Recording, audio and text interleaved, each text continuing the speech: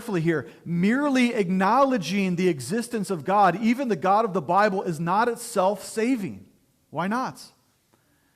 Because there is a massive difference between the faith that is required in true Christianity and merely giving lip service to the existence or even the power, even the supremacy of Jehovah God, the God of the Bible, as long as you retain this pantheon of other gods beneath Him.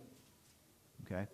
That in itself is not saving faith. Remember what James says. James chapter 2, verse 19, very good verse. You believe that God is one, you do well. Even the demons believe that and shudder. Okay? Now, let me go further. And here I'm going to step on some Presbyterian toes. But don't worry, you've worn your steel-toed boots this morning, right? Fourth, correct theology is not saving. Look at verse 47. He is a revealer of mysteries, for you have been able to reveal this mystery. Nebuchadnezzar has just said with his own mouth that God is the God who reveals the truth. In fact, He reveals mysteries. Now, a couple weeks ago, 2 weeks ago, David preached a really good sermon. You should go back and catch this one if you missed it, on what it means, what the Bible means when it describes the mysteries of God. Okay? Because if you look it up in the New Testament, the mystery of God pertains to the person and the work of Christ, especially as Christ is revealed in redemption history as the Messiah, the saving Redeemer of all of history.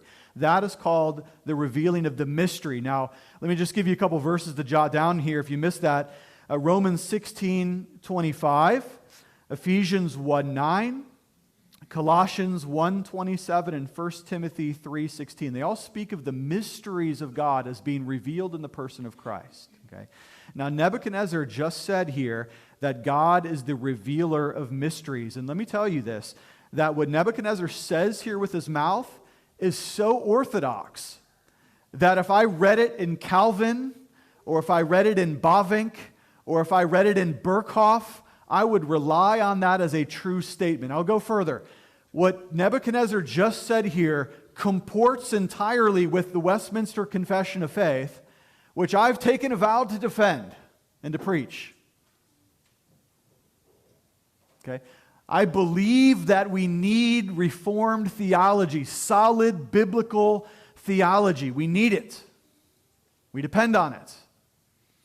But I also want to be very clear here this morning that it is possible, at least theoretically possible, that you could subscribe to the entire Westminster Confession of Faith in the mind, all 33 chapters, without any exception, and you could still be damned to hell if what you believed had no saving, changing, transformative effect in the heart. Reformed theology is good and beautiful, and would that all of us here study it and commit our lives to studying theology. But Reformed theology, good, solid theology itself, unless it changes the heart, has not saving power. Do you believe that? If you don't, go with me to Mark chapter 1. I just want to show you that that's true. Go with me to Mark chapter 1. I need you to see this with your own eyes so you believe this. But in Mark 1, we see the beginning of a number of encounters with the demons that Jesus has. Okay? And what's remarkable in the Gospels is that whenever the demons encounter Christ, they utter things that are completely orthodox and true of Christ. Here's an example.